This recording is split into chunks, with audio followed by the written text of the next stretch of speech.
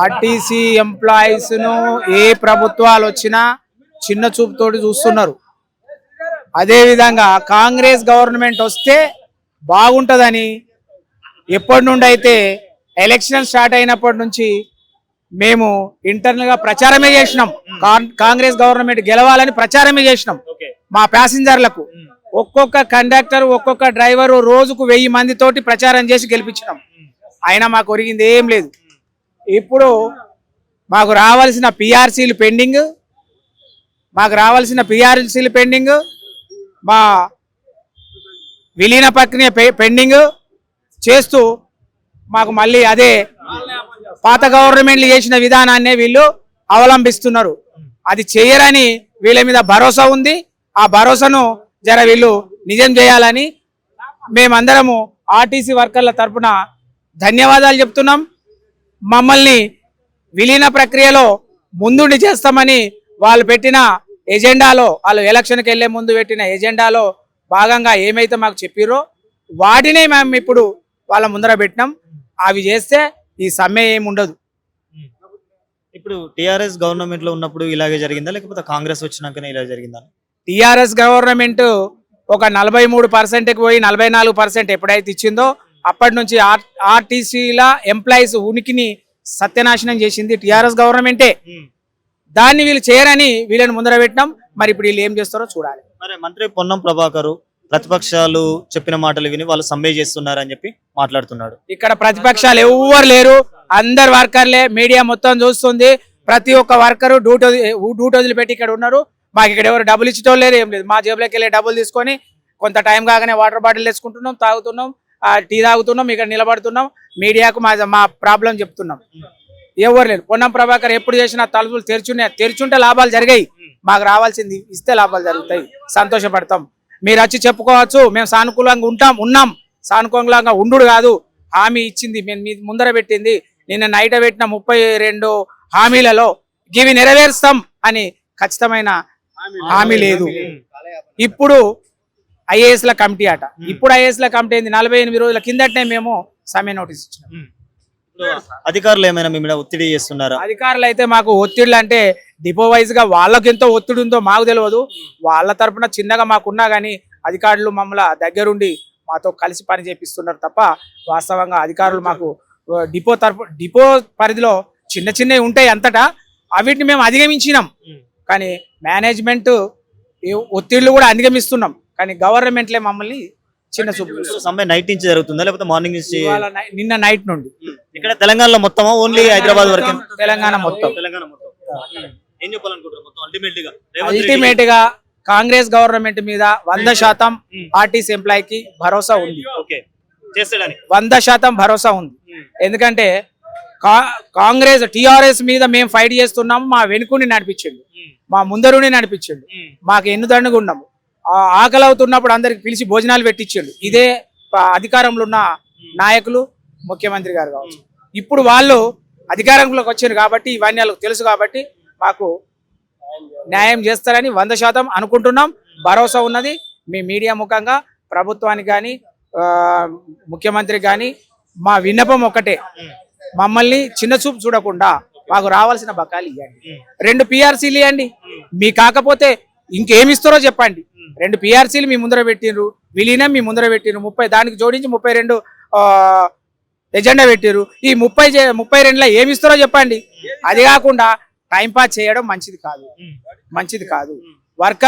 మా వర్కర్లు మా భవిష్యత్తు కాదు, మా పిల్లల భవిష్యత్తు కూడా మా మీద ఆధారపడి ఉంది. మా జీతాలు పెండింగ్ అవడం, మా జీతాలు తక్కువ రావడం మా పిల్లల భవిష్యత్తు మీద కూడా పడుతుంది. మళ్ళీ మేము 4th గ్రేడ్ ఎంప్లాయీస్, కింది స్థాయిలో పనిచేసే వాళ్ళు. మా ఆర్టీసీ బస్సుల మీద ఎవరు డిపెండ్ అవుతారు? మధ్య తరగతి వాళ్ళు, చిన్న పని చేసుకుంటోళ్ళు. మరి వాళ్ళకు మేము సేవ చేస్తున్నాం. వాళ్ళకు సేవ చేస్తూ మీ గురించి చెప్తున్నాం. ఇప్పుడు మెట్రో గవర్నమెంట్ నడిపిస్తుంది అంటున్నారు. ఎందుకు నడిపిస్తుంది గవర్నమెంటో మాకు తెలియదు, మాకు అంత పరిజ్ఞానం లేదు. ఏదో లాస్ వచ్చిందంట గవర్నమెంటే నడిపిస్తుందంట. మరి ఈ ప్రజలకు సామాన్యులకు ఉపయోగపడే ఆర్టీసీ లాస్ వస్తే గవర్నమెంట్ నడిపియాలే కదా.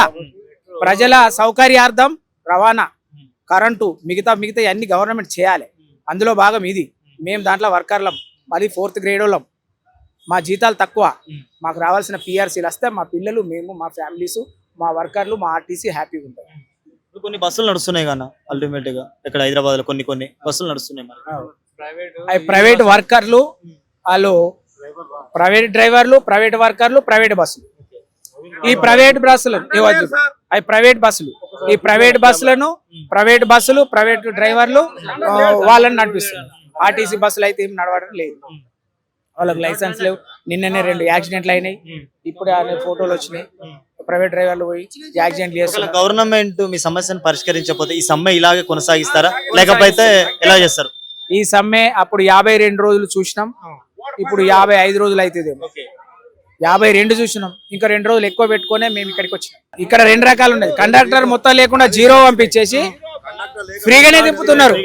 ఫ్రీగా అంటే గవర్నమెంట్ వర్కర్ల మీద సాధింపు చర్యగా ఫ్రీగా దింపడానికి ఆయన సిద్ధమే, కానీ మాకు ఇచ్చేది చేయడానికి వాళ్ళకు ఇప్పుడు ఫ్రీగా పోతుంది. ఒక బస్సుకు లేదా ఎంత తక్కువ అయినా కానీ ఒక 10,000 ఆదాయం వస్తుంది. 10,000 ఆదాయం ఫ్రీగా అయినా పర్వాలేదు, కానీ వర్కర్లకు ఇవ్వాల్సింది మాత్రం పెండింగ్. ఇప్పుడు ఫస్ట్ షిఫ్ట్ నుంచి ఉన్నాం, సెకండ్ షిఫ్ట్ వాళ్ళ కంటిన్యూ అయిపోయిన తర్వాత మళ్ళీ రేపు మార్నింగ్ వస్తాం. మేము ఆ డ్యూటీ మానేసినాం, ఇక్కడ వచ్చి అదే పని చేస్తాం డైలీ. రేపు అప్పుడు మనము తెలంగాణ ఫైట్ చేసినప్పుడు 52 రోజులని మనము 54 రోజులు ఏ విధంగానైతే చేసినామో సేమ్ ఇది అదే విధంగా ఇదే కంటిన్యూ అవుతుంది. గవర్నమెంట్ తొందరగా పరిష్కారం చేస్తే మనకు తొందరగా సమ్మె కూడా విరమించుకోవడం అవుతుంది. ఇప్పుడు ఏంటంటే ఇప్పుడు మనకు రేవంత్ రెడ్డి గవర్నమెంట్ ఏదో మాకు హామీలు ఇచ్చాడో ఎలక్షన్ ముందు, ఆ ఎలక్షన్ ఇచ్చిన హామీలను మేము అడుగుతున్నాం, కొత్తగా అయితే ఏమి అడుగుతలేము. కాబట్టి ఇప్పుడు ఏమవుతుందంటే ఇప్పుడు 2.5 years అవుతుంది. 2.5 years లోపల మాకు కావాల్సినటువంటి పిఆర్సీలు, డిఏలు అవన్నీ మాకు ఇచ్చేస్తే మేము సమ్మె చేయకుంటాం కదా. ఇంతవరకు యూనియన్లు కూడా లేవు. యూనియన్ లేకపోయినా వాళ్ళు మనకు సపోర్ట్ చేస్తారేమో, గవర్నమెంట్ మనకి ఏమన్నా ఒక డిఏలు, 1 డిఏ కానీ 2 డిఏలు కానీ ఇప్పటివరకు ఇస్తారేమో అన్న ఉద్దేశంతో సమ్మెకు వెళ్ళాలని సమ్మె నోటీస్ ఇచ్చినాం. కానీ ఇంతవరకు ఒక 32 పెట్టిన డిమాండ్ లోపల మీకు పిఆర్సీ ఇస్తాము, 1 డిఏలు ఇస్తాము, ఇవి ఇస్తాం, మీరు విరమించుకోండి, ఇంకొక 1 year లోపల మీకు అన్ని చేస్తాము అని గవర్నమెంట్ చెప్తే ఇవాళ సమ్మె ఉండేది కాదు. కాకపోతే ఏంటంటే ఇప్పుడు వాళ్ళ గవర్నమెంట్ కూడా యాజమాన్యం ఏమనుకుంటుందంటే డిపార్ట్మెంట్లో అన్ని డిపోలు, కొన్ని డిపోల లోపల ఈవీ బస్సులు వచ్చినాయి. ఈవీ బస్సులకు ప్రైవేట్ డ్రైవర్లు ఉన్నారు, ప్రైవేట్ బస్సులు అవుతున్నాయి. ఇప్పుడు ఆర్టీసీ డ్రైవరు ఆ బస్సు నడపలేడు, ఈవీ బస్సు నడపగలుగుతారు కానీ డిపార్ట్మెంట్ పర్మిషన్ లేదు. కాబట్టి ఇప్పుడు ఏంటంటే డ్రైవర్ ఇప్పుడు సమ్మె చేయడం వల్ల ఆ బస్సు లోపల వితౌట్ కండక్టర్ కూడా వెళ్ళగలుగుతున్నాడు. ఎందుకు పబ్లిక్ ఇబ్బంది అవుతుంది.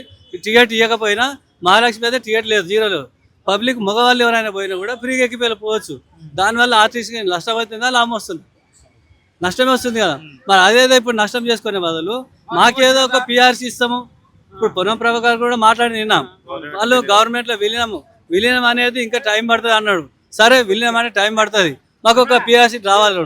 ఆ 2 పిఆర్సీలు మాకు ఇస్తే ఒకటి అనేది చేస్తాం, మీకు ఒకటి చేస్తున్నాం, ఈ నెలలో కంటిన్యూ అవుతుంది అని అంటే ఉద్దేశం ఉంటే ఇవాళ సమ్మె కూడా వచ్చేది కాదు. కాకపోతే గవర్నమెంట్కు ఇప్పుడు అక్కడ డబ్బులు లేవు అన్నప్పుడు కాలయాపన 1 year 2 years నుంచి చేస్తున్నాడు. మరొక మూసీ నది లోపల కొన్ని పెద్ద అపార్ట్మెంట్లు కూలగొట్టి 5,000 కోట్ల రూపాయలది గాంధీ విగ్రహం పెట్టడం అవసరమా? పబ్లిక్ అవసరమా? అక్కడ ఉన్న ఎంతమంది పబ్లిక్ సఫర్ అయిపోతారు. అపార్ట్మెంట్లు కూలగొడుతున్నారు, ఇండ్లు కూలగొట్టిరు. ఆ లైన్ లోపల మూసీ నది అది పార్క్ చేస్తామంటారు.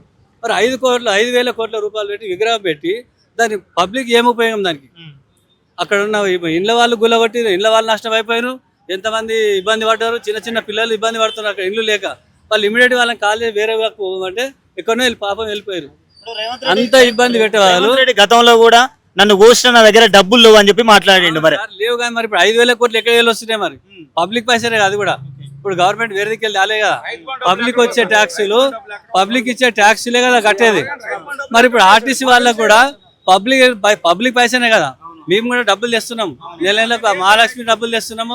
మిగతా డబ్బులు ఒకవేళ పబ్లిక్ బస్సు లోపల ప్యాసింజర్ మగవాళ్ళు ఎక్కాలంటే లేడీస్ను చూసి ఎక్కలేక వేరే బస్సులో వెళ్ళిపోతున్నారు. టికెట్ల ప్రాబ్లం వల్ల టికెట్ తీసుకోవడం అంటున్నారు. సార్ మేము 45 రూపాయలు పెట్టి టికెట్ తీసుకుంటున్నాం, మాకు సీట్ లేదు. మేము లేడీస్ జెంట్స్ సీట్లలో మొత్తం వచ్చి మగవాళ్ళ దాంట్లో వచ్చి లేడీస్ మొత్తం కంప్లీట్గా కూర్చుంటున్నారు. కానీ మగవాళ్ళకి నిలబడి టికెట్ పైసలు పెట్టి తీసుకోవడానికి కూడా వాళ్ళకు కూర్చోవడానికి సీట్లు లేవు. వాళ్ళు ఇబ్బంది పడ్డా కూడా మళ్ళీ మేము కన్విన్స్ చేస్తున్నాం కండక్టర్లం, డ్రైవర్లకు అయితే విపరీతమైన ప్రాబ్లం సార్. ఈడ ఎక్కినాం, లేడీస్ సిగిరా స్టేషన్ ఉంది, స్టేషన్ అక్కడ ఉంది, ఈడ ఎక్కుతారు. ఎక్కడ పోవాలమ్మంటే స్టేషన్ ఆల్ఫా హోటల్. అరే ఈడ ఎక్కి అక్కడ వరకు నడవాలి.